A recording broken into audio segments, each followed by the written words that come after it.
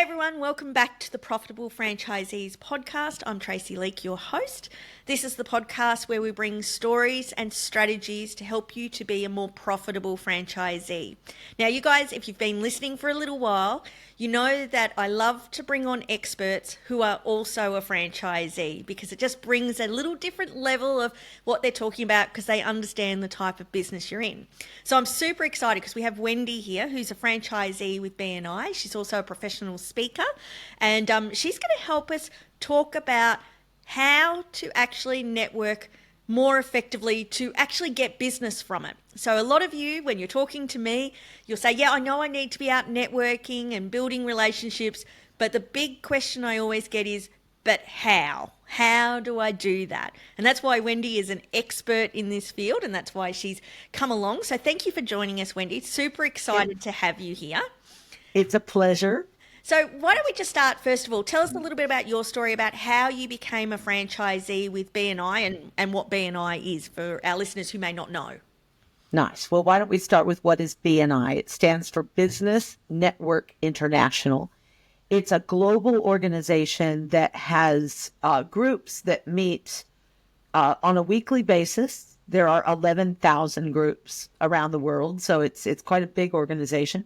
And each of these groups gets together on a weekly basis in order to develop their relationships, to know, like, and trust each other, and to refer business to each other when it's appropriate to do so. And I guess that's the way I describe it. It's a way to build and grow your business. Yeah. Fantastic. The way I got involved with it was as a member first. So in 2011, I was, to be honest, I invited myself. I don't think very many people thought that my business would be right for BNI. And I have to agree, it might have seemed a little confusing. So I was, at the time, a multi-level marketer selling candles like a Tupperware lady. And it was a fantastic business. I was turning over about $250,000 a year at the time.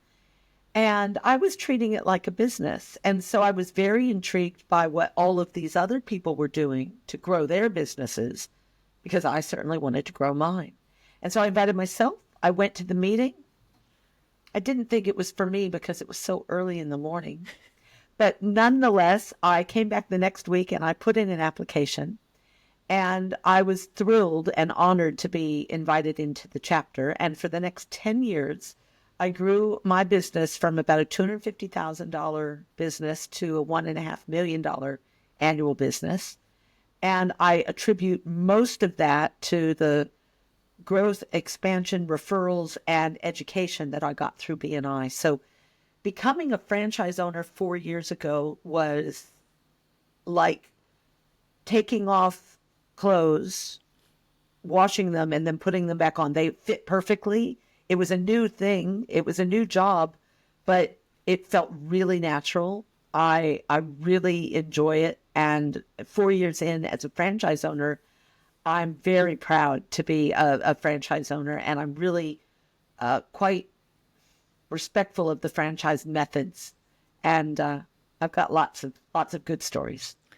And that's why I wanted you here today, because Wendy's coming from the perspective of not just someone who has a business around networking. She's actually done what we're talking about, actually used these things to build her business. And that's why it's so exciting. So let's get super practical. Okay. So maybe it's best if we use like a little scenario. Say I go, right, I'm in my business, my franchise business, and I believe every business can be out networking. Like if you have a food outlet, well, there's catering, there's bringing more people into your business.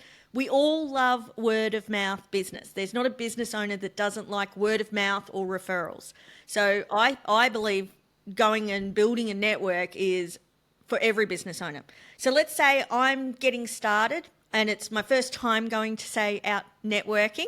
Say I'm going to like a one-off event or a chamber of commerce, or I'm going to visit a BNI group. What do I need to do before I even show up? What sort of things should I have prepared or think about before I even turn up to that networking event to make it effective for me to actually generate business? Love it. The first thing to do is to get your mindset right. Mindset's everything in so many ways, but if you go to a networking event hoping to immediately be able to develop revenue, you're going to be bitterly disappointed. Networking is about making connections with people who can help you to build your network. Sometimes directly by buying from you, but more often by introducing you to the right people. So your mindset has to be, who am I going to meet today that can help me to build and grow my business? Who could I learn from today? And if you're using a BNI filter on that, who can I help today? Who could I help? And even if you're a new franchise owner, you can help people who are curious about franchising and you've just been through the process of your due diligence and your negotiations and your purchase, and you've just gotten started. Someone else hasn't done that yet. So you might be able to help someone make a decision. So always coming with the right mindset is step one. And then step two is to really think about, I like to say two things. Number one, what's your target market? Who are you really trying to attract? If you are a food outlet, who do you attract from a retail perspective, and who do you attract from a catering perspective? Can you describe those people? So the target market that you're going after is important, that you know it and that you're able to picture it in your head. So it's very key as pre-work. And the second thing is, what's unique about you? What is unique about your company? Now, if you own a franchise, you might think, well, nothing's unique. It's a franchise. It's everybody who has a franchise like mine does what I do. But not only is the franchise itself unique, so it's got brand reputation and sort of a really good value to it already, but you also bring your own reputation, your own brand, your own uniqueness to your franchise. And so I think it's important to think about what is unique about you. Could it be that you're new with good energy, with experience behind you, and that you can bring that forward? Could it be that you have staff that you're amazingly proud of, and that you know that the service that's going to be delivered is going to be incredible for people who use your services? There are so many things that it could be, but you need to be proud of something, and something so important to the clients and to your fellow networking partners that you'd be able to say, this is who I serve and this is why I'm proud of it. I think those two things in your head, being able to say it and practice that, it's important. Well, that's right. A number of people who turn up to an event and you say to them, oh, so, who's a great client for you? And then they don't know what to say. You want to have that clear in your mind so that you can answer those questions and create a conversation. I love that you talk about it's not just thinking about you and what you're going to get, but who else you can also help, because we're talking about building a relationship here. It's not just, I'm here to get business. It's like, who could you help? And sometimes it's nice, especially if you're nervous, it'll take the pressure off you and going, hey, maybe there's someone here I can help. It's not all about me, so that you're actually turning it around. Do you suggest that people actually sit down and write out who that target market is and what they're unique, or should they practice it in front of the mirror? What's your practical tip for getting that right? It shouldn't be just a thought process, should it? No, I really do think it should be written down. I think that it's a really good exercise in your business plan and in your marketing plan to know that, and to be able to write it down and add to it over time. Because especially if you're a new business owner, as you learn about the people who are attracted to your offering and that are profitable customers for you, you can then describe them and add their elements to it. One thing that I've learned over time and that really sticks with me is that the more specific I can be about who I serve, the more I will be able to attract that person. And the more I ask for anyone. So again, let's go back to this food franchisee. Anybody who's hungry. Well, everybody gets hungry every day. I can't think of anyone in particular because anyone is difficult to imagine. But if I were to say specifically really good for kids in high school, university students, and busy moms after school gets let out, you can start to think about particular people now that I've done that. Of course, other people might come into your establishment, but are those the ones that come most often? Then why not name them and help me to think about the people that I need to meet? That's such a good point, because when you explain it, I always say, if I can't picture that person in my head, then how can I refer you to them? And sometimes we're being so broad because we don't want to miss anyone. But if you said that, let's use that example. Oh, it's high school kids, university kids and stuff. I go, oh, but I kind of like chicken. I could go and buy food there. Like, people will self-select themselves in, even if they don't meet that target market. But if you're trying to get someone to think of someone, you need to describe it so they know Absolutely. who they are. So And they start to think, but wait a minute, I like chicken. And then does that leave me out? I can't come? And say, of course you could come. Please. I yeah. can't wait to serve you. You're whetting my appetite about all the things that you could do before you even go. Can I give you 5 Yeah. more? Go for it. I'm loving them. So Tell I me more. started with 2. You only need 2 things, and now I'm saying, wait, 5 more. I do think that going to a networking opportunity, and we're talking about chamber meetings or industry meetings, or you might be going to a conference that you've been invited to, or you can even do networking, at the soccer fields or at a shopping center. You could do it lots of places. So what you need to know before you go is who you want to meet. And your target market is only one of those people. So target market's 1. The other 4 are important. And so I'm going to tell you who they are. And this is homework. Again, I would get out a pen and a piece of paper and I'd start to brainstorm and write these things down and over time add to them. So the first one is your competitors. It's really powerful to know and to document who your competitors are, but not just by company name, person name. Wouldn't it be neat to meet the owner of another franchise who's on the street that you work on, so that you would know each other and be able to talk to each other, share stories, compete, laugh, set some targets and goals and things that you could do. So your competitors are really, really powerful. And also they're people you might be able to rely on when you're in a pinch. So knowing who they are and asking for introductions to them is a great way of connecting. So your competitors. Number 2, your collaborators, the people who might help you do your business. Sometimes these are suppliers to you. People who you might want to get a few quotes, and different people who'd be able to help you when someone runs out of stock. Can you go somewhere else?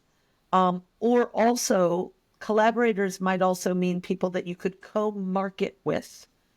People who you could say, I saw one the other day. It was at a Guzman y Gomez, and at Guzman y Gomez, they have a supply partnership with Anytime Fitness. So anybody from Anytime Fitness with a membership badge can go and get 10% off of their meal. That's co-branding. Mm-hmm. So wouldn't it be nice to meet the owner of the Anytime Fitness or the Quick Copy or the whoever in order to collaborate? So that was competitors and collaborators. The third one are the people who serve your customers before you do. I'm going to keep using this food example. Okay. Because what if it is attractive to sporting teams after they've been to the field? And you want all of those teams to come to your establishment in order to get your pizza or whatever it is after the meal. You want to be known as the place where all of the teams go after that in order to fill up and have fun. Well, you're going to want to be introduced to the people who manage and coordinate and organize those sport teams. And you're going to want to try and find out who those people are. So that's another person. So the people who serve your customers before you do, who have the power to recommend you as the next stop. And then number 4, so we had competitors, collaborators, and then people who serve your customers before you do. And then best of all, people who serve your customers after you do. These are people you can recommend to your clients. The people who come into your establishment, they need service, and then they say, do you know someone who could do this for me? If you can answer that by giving them a recommendation to someone you know, like, and trust, because you connected with them in a networking environment and develop that relationship, you will have gold. And so the 5th person is, of course, your target market to begin with. So that gives you 5 different people and 5 different groups of people that you want to meet when you're out networking. And it takes the pressure off of you and your mindset so that you aren't going out to sell, you're going out to connect. Yeah, I often say to people, networking's a marketing strategy. It's not a sales strategy. And Yes. when marketing, by very definition, is about lead generation, getting inquiries, sales is taking that lead and turning it into a customer. And so most people, when they're going out networking, and you see them all the time, and they're in sales mode, they're trying to sell and push on what they're doing. And I love that, because most people only ever think about their target market, but that's only 1 out of all 5. Okay, so let's go to, we've now rocked up, we've turned up to the event, and this is my, if you know me, I still get nervous going to events. I'm more introverted by nature. I still get nervous. And the bit that I still get nervous about is when you first turn up, before it officially starts, let's say, and everyone's standing around and having tea and coffee, and it's the chit-chat stage. Help. What do we do? How do we start a conversation with someone? We've turned up, we know no one. What do we talk about? What do we do in this chit-chat stage, rather than just saying, oh, isn't the weather nice? And how'd you go with the storm last weekend? Like, what do we actually do? Well, there are 1,000 ways to answer that, but I'm going to answer it with some suggestions, which is the way I like to approach people in that circumstance. And I like to ask them what brought them there. So again, I'm not trying to sell to them or tell them all about me or do anything. I'm trying to find and develop some rapport with them, because I can tell them how I found out about the event and how I got invited or who I might know. I want to know more about them. So I ask them that, is this your first time here? Oh, no, I'm a member. I have been for 3 years. Wow. How did you find out about it to begin with? What's your experience been so far? You're really having a conversation with them that is not about the weather, but is about the group that you're visiting right then and their experience with them. And it's starting to figure out whether or not they believe this is a useful expenditure of time, and enables you to see, how can you help them? Could you introduce them to anybody if you are experienced? Or could they introduce you to someone? You're not there yet. Can't ask for a favor yet. You're just starting the conversation. You can, of course, talk about the weather. You can talk about the fact that you came with a friend. And by the way, I always recommend networking in pairs, because it gives you someone else to talk about besides you. Again, mindset, you're not selling. So if they ask what brought you here, you can easily start to say, well, you know what? I came with my friend. She's over there. And, she's a fantastic has a fantastic embroidery company. Just love networking with her. She knows everybody. And what brought you here? So you're starting that conversation. I find that's the perfect way to assess whether or not they're interested in helping or being helped. I was given this one line, 20 plus years ago, first time I went to a networking event, and someone said to me, they said, what are you nervous about? And I said, well, I just don't think that I'm a very interesting person. And they said, well, that's the trick. It's don't be interesting, be interested. And absolutely. That just took me a long way when I had to go out there. Don't talk about me, talk more about them. Yeah, and that's what networking really is about. It's about connecting and learn about them and find out, what their interests are. You can start with interest. It's really nice to do that as well. You can get a little personal. You don't have to dive straight into business. It's nice to develop that rapport. So, once you've established that you're both there for the first time, or that they've been there a long time and you haven't, or whatever, yeah, you can say, well, what do you like to do besides work? And find out what they enjoy doing, and talk about the fact that you're more comfortable, talking to people at the soccer field, or at a winery, or whatever you like to do. I think honesty is good too. Yeah, that's a good point, isn't it? Honesty. Just tell Yeah. people, oh, I'm a bit nervous. It's my first time here. I used to go to a group, and it was like once a quarter or something. And the person who ran it knew that I used to be nervous networking. When they had a new person, they'd bring it to me and they'd go, oh, your first time? I'm like, oh, okay. I remember being totally scared and not knowing what to do. Basically was crying in the car before I came in. I said, let me go and introduce you to some people. And I'd been there enough that I could introduce them to some people who I knew were better talking than me. Even though I talk a lot, they were better in that environment. So Yeah. once it gets started, what happens the next bit? I'm sort of picking out all the fear factor points for where people have. Oftentimes when you go to an event, they'll do a section where they'll say, hey, everyone, you're going to each stand up, take a minute, 45 seconds, a minute. Tell us a bit about you and your business. Now, we know that in the world, public speaking is actually the number one fear. I think Jerry Seinfeld said at one time on one of his shows was, public speaking is the number one fear. Death is actually number 6, which means at a funeral, the person giving the eulogy would actually prefer to be in the box. So when you think about it, is there a, I don't know, I want to say like a recipe or a structure to how to do that 45, 60 seconds about your business that's actually effective, rather than you just standing up sort of saying, oh, I do this and that's great. Like, how do we do that? Because 60 seconds doesn't seem like a long, but you can get a lot of information in 60 seconds. How do we go about that? Well, this is absolutely where what we talked about in your preparation comes forward. And this is why when you ask, do I write down who my target market is and what's unique about me, or what's special about me, what attracts people there, that's where it becomes exceptionally powerful. So that is what I would answer. If I was given the opportunity to stand up and introduce myself, I'd tell them who I am, so my name, and the company name. And if the company name is not clear on what I do, I would describe what I do. So if the company name is, Apple, and you don't realize that means Apple Cosmetics instead of Apple Computers, just explaining it's a cosmetics company, right?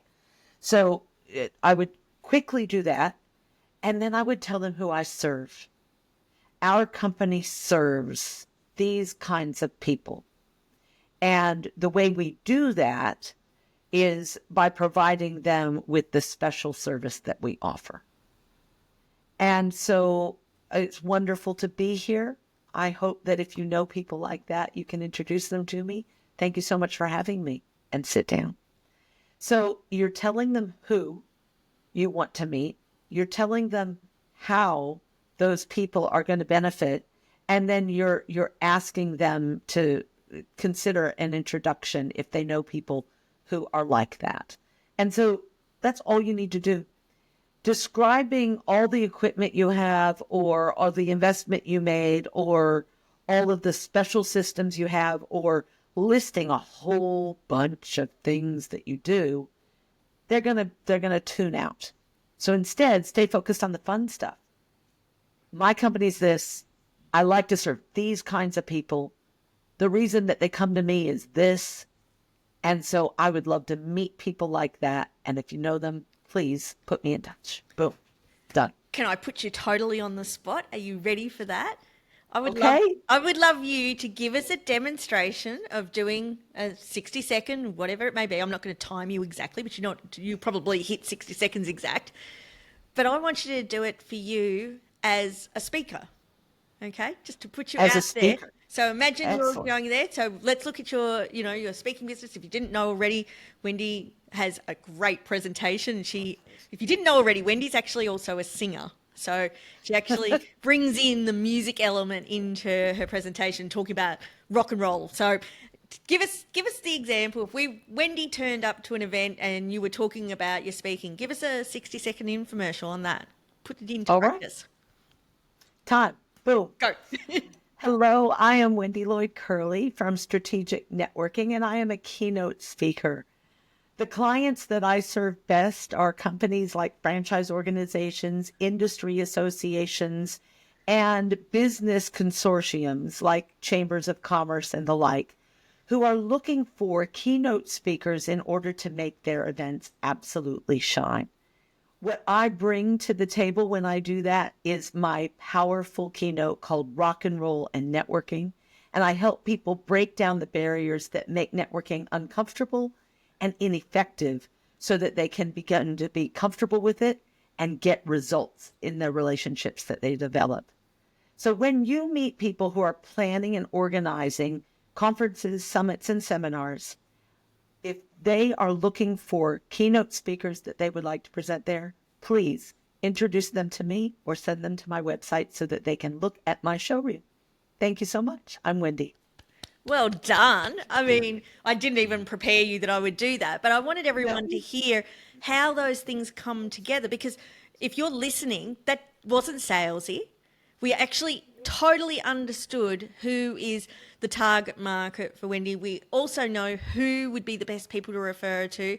And if you're sitting here listening to it, and I mean, we're the perfect target market for you, because franchising, you might be a franchisee listening to this and go, oh, we need Wendy at our next conference. We totally understand what you did. But the thing that I liked that I haven't actually heard a lot of people ever suggest before, and I don't know how I've never heard this, but what you bring. Oftentimes we're talking about what we do and who we serve, but we don't bring in that extra element of like what we bring. So if you're listening to this, think about it. What do you bring? You know, like I know we've used like the food outlet, like maybe you bring a fun atmosphere for families. You know, think about your service. You know, I've got a lot of franchise groups that are in more trade services. We bring a professionalism that you don't normally see in a trade-based industry. There's so many things, and I love that element because it's not just about what you do or who you're looking for. It gives something that people can actually talk about. Like I know when I refer people, I'm usually talking about the people I'm referring, not about what they do. I'm usually saying, oh, you need Wendy. She's a pocket rocket. She's going to bring some energy. I'm usually talking about what they bring. And I've never heard anyone ever articulate it before. I'm only highlighting this because it's a lesson for me, and I love highlighting my lessons so everybody else gets them as well. Awesome. So I'm a believer that the business doesn't necessarily happen at the event. It's usually taking that relationship to the next level, going and having a one-to-one with people. And anyone who knows me, I always use the analogy of you don't get married at the pub. You don't go to the pub on a Friday night, sit next to someone and go, hey, we've had a bit of a chat. I've learned a little bit about your interests and what you do, and go, hey, let's get married. That's what you're doing at a network event when you're talking to someone. You go, hey, let's do business together. You're basically asking them to marry you. What you actually do is you go out on a first date with that person and take that relationship to the next level. So if you're at an event, what do you need to say or do to get someone to meet you for a one-to-one or have coffee, or to how do we take it from the event to something where we can actually develop it to the next level? What do we say? How do we invite them to do that? And then what do we do when we're in that one-on-one? All right. Well, let's take those one at a time. Okay. How do you make that connection? So we're having a conversation. We do the development of rapport. Maybe we've stood up and introduced ourselves, or maybe we've done that privately, one-to-one. So it depends on the event, whether you get the opportunity to do that 60-second presentation. But let's assume that you and I now know what we do.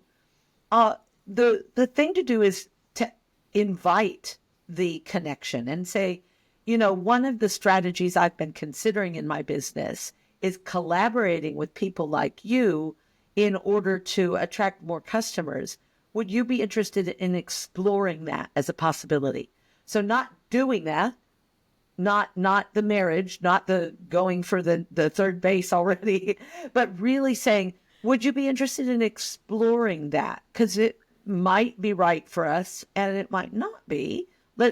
Could we meet and see if our markets intersect well enough, or if it's something that you might be happy with. And again, that might even be too premature. Maybe you just like each other. That's the way that I work. The way I work is I don't really approach my potential referral partners. Notice, not customers, but my potential referral partners. I approach them more from a perspective of, this is lovely, and I'm so glad we met. I think it would be worth getting together for a lunch or a coffee. Do you? And if they say, you know what, it would totally be, let's do that. May I call you tomorrow and we'll set it up, or would you like to set it up now? Again, notice I'm giving them all of the options to opt out or to do whatever. And it's really important that we don't corner people into this. I want to explore something. I think it's worth exploration. What do you think? That's the way that I would approach getting the appointment. And then getting the appointment, we need to remember everybody is busy. You're busy, I'm busy, everybody's busy. So if they say, let's talk tomorrow and set up a time, and you try to call tomorrow and they don't call you back, that's not a rejection. That is when you turn into the training from sales modules. Let's reverse into those. Sales will tell you need to keep connecting with people in order to make the connections. And it's because we are so busy. It might take 5, 6, 7, 8 times to call them. And I don't want you to feel like the reason they're not calling you back is you. The reason that they're not calling you back is busy. And remembering you at the wrong times. They're remembering you while they're on the call with someone else. They're remembering you in the shower. They're just like you. So don't worry about reaching out a few times to make the connection. If you only do it once and then stop, you're doing yourself a disservice and you're wasting the time that you spend starting the conversation. So, all right. So did we get you to the meeting yet, Tracey? Yep. So now we're at the meeting now. Yeah. Right. So now you're at the meeting and you're really exploring it. Now, because I come from a BNI community, I'm going to share a little insight from BNI that we love to do with our fellow members when we're getting to know, like, and trust each other at the beginning. Mm-hmm. And we like to ask each other about our goals. What are the goals you have for your business? And, maybe inquiring a little bit about how you're going to get there so that we might be able to figure out how to help. We like to ask about the accomplishments you've achieved as a business owner or as a person so that we can, understand more about, what things you've been able to do so that we can brag about you and maybe connect more dots to how we can connect you with the right people. We definitely like to talk about our interests, to find mutual connections. Like, I often find mutual connections with people over wine or music. And so wine and music come up a lot. And even if they don't like red wine and I like red wine, I can talk about where they've been or if they are the kind of person that goes to vineyards. And you just have a little bit of rapport building with interests.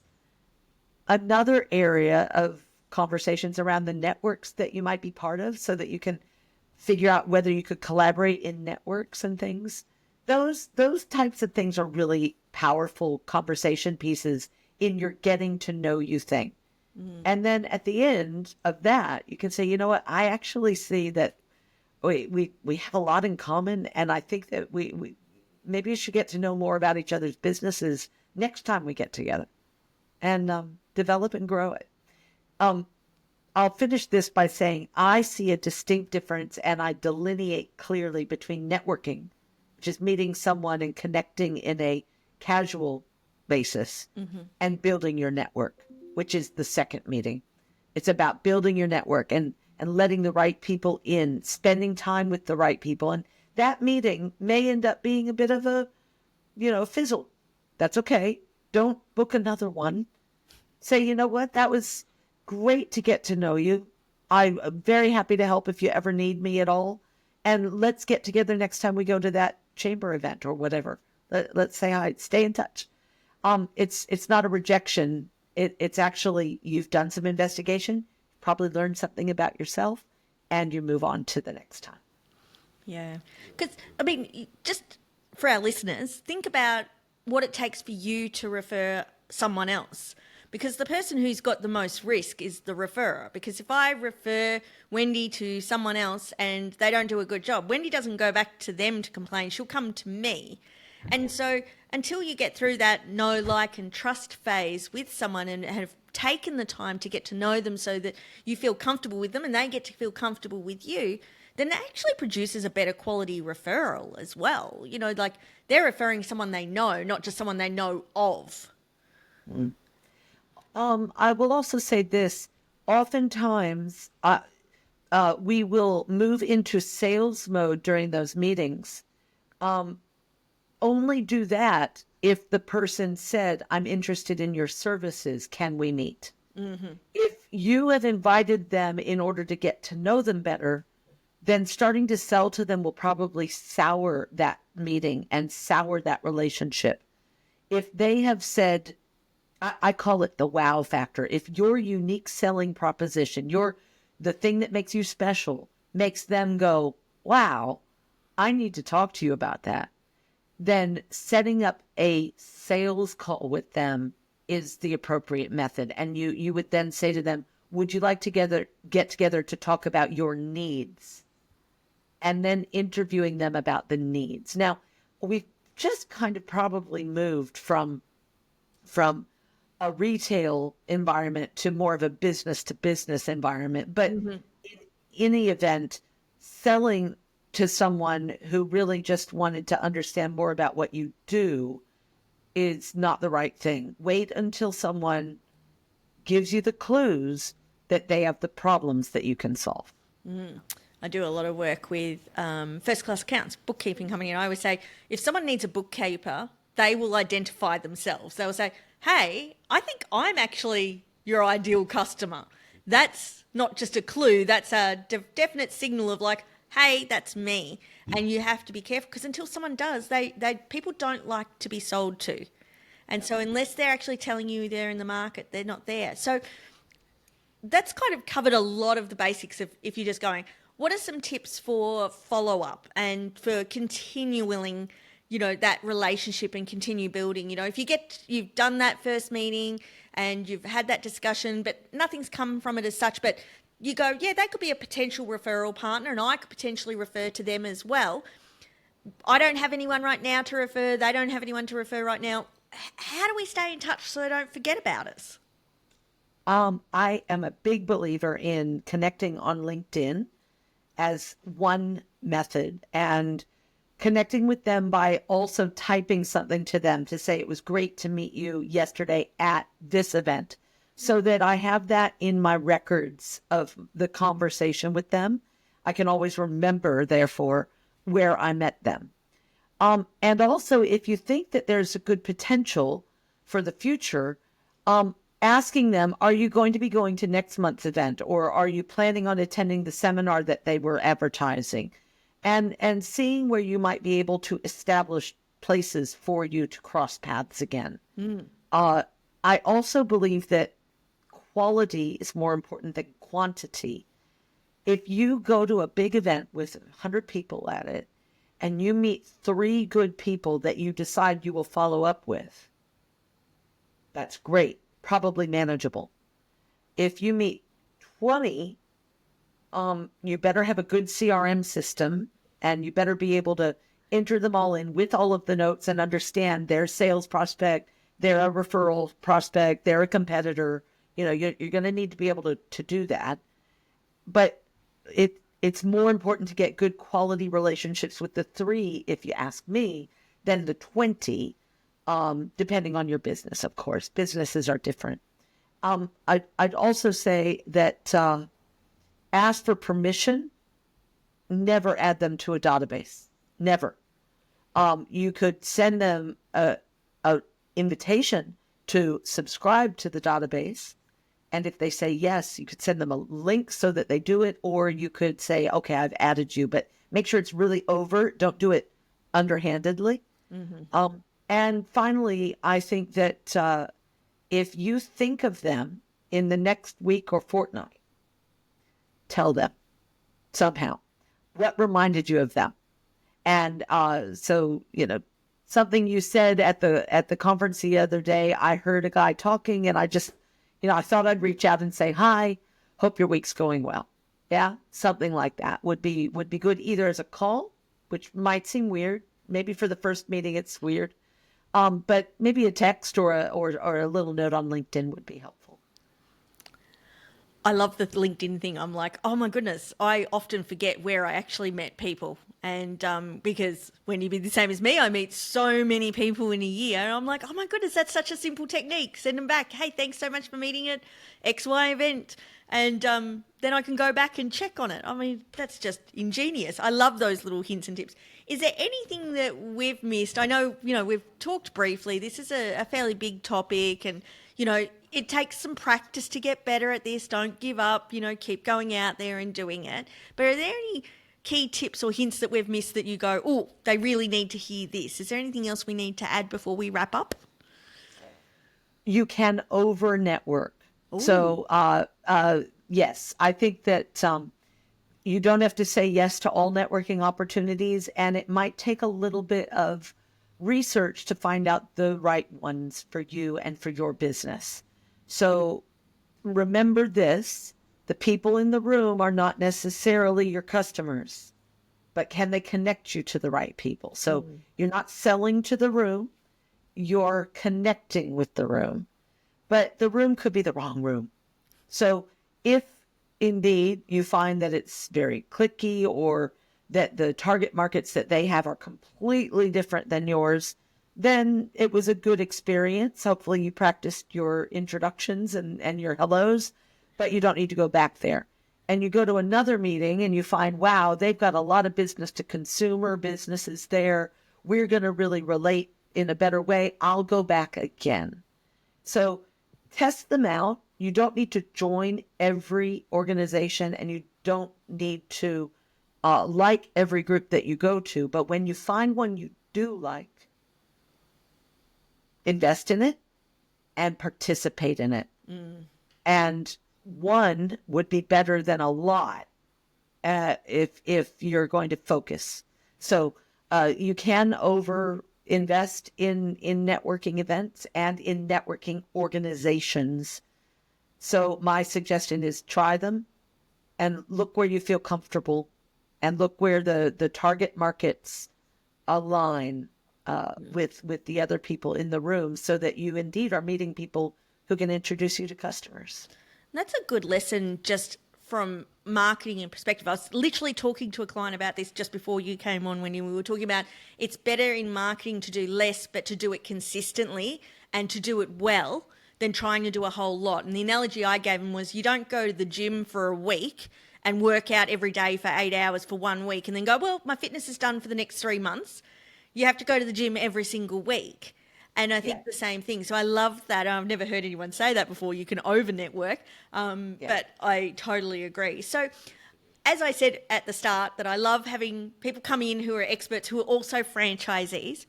What would be your number one tip? Put on your business owner hat as a franchisee. What would be your number one tip for other franchisees to be as profitable as they can be? What's something you've learnt as a franchisee? It's as easy for me as this. Read the manual, follow the manual, ask good questions, and find a good mentor who's done it before, and meet with them and pick their brain.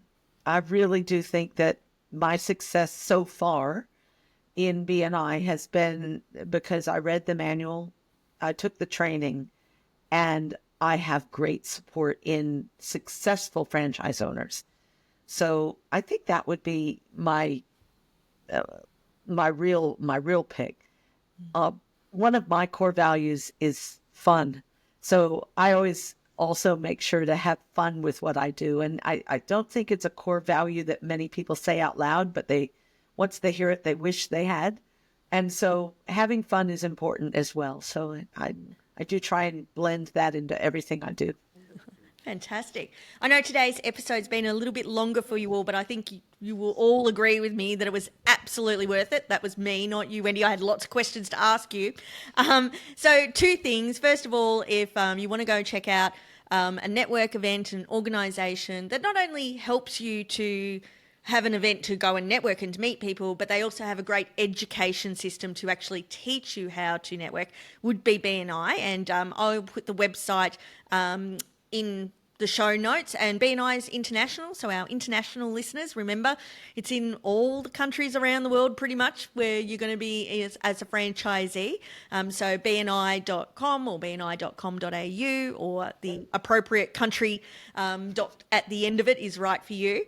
But also, as we sort of alluded to earlier, Wendy's a great keynote presenter. I've seen her speak many times. In fact, I'm on your show reel even as a testimonial, so that's kind of fun. But if you're sitting here listening to this and going, hey, we need a dynamic speaker who's going to bring some fun to our conference, but also really practical help and tips to help you grow your business, then I would highly recommend Wendy as a keynote speaker. So pass this podcast up to your franchisor and your conference planning team so they can check her out and get in contact. Well, what's the best way for us to get in contact with you, Wendy, if someone wanted you as a speaker? I'll put it in the show notes, but what's the best way for us to get in touch with you?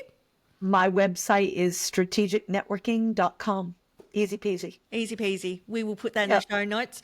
And I'll just say, if they need more information on everything we talked about, it's all in my book, which is called Stop Wasting Your Time Networking. And don't waste your time. Do it with strategy, and it'll work for you. Fantastic. I'm glad you reminded me of that, because I actually put your book up on my shelf in front of me so I wouldn't forget to mention the book. Completely forgot to mention the book, so I should have put it in front of my face. Guys, just as a reminder, as we finish up, if you would like to subscribe to my newsletter, which is the accompanying newsletter to the podcast, if you're enjoying the podcast, it is the Franchisee Profit Pulse. You can get that at my website at traceyleak.com. It comes out fortnightly, and it's actually full of real strategies and things to help you. I don't hold anything back, to help you to grow a more profitable franchise business. But I hope with all of you that you'll virtually give Wendy a clap and say thank you very much for joining us today, Wendy. I'm so glad you could join us. Absolute pleasure. Thank you. And I hope that everybody got something out of it. Absolutely. I'm sure they all did. Thanks a lot. We'll see you again next week, guys. Bye.